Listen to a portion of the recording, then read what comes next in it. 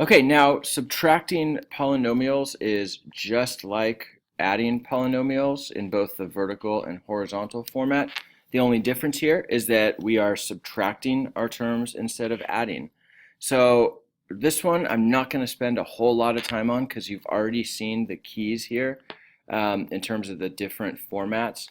However, when you are subtracting polynomials, you need to think of each of each of your polynomials here are held together by parentheses.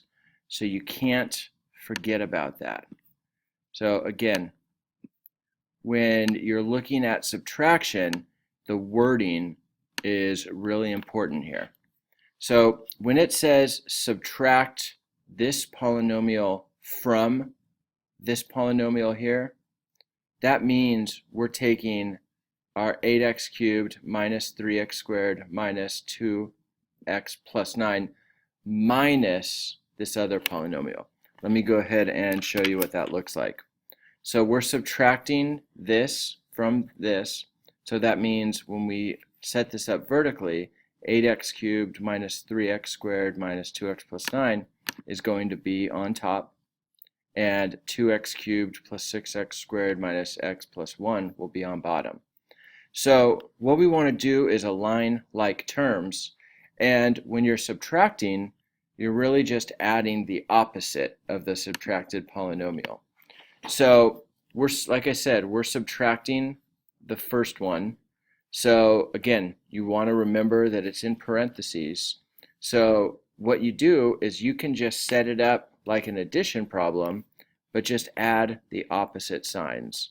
So when we distribute this negative, we get minus 2x to the third minus 6x squared plus x minus 1. So really, you can look at this as a big addition problem with the opposite signs on your subtracted polynomial.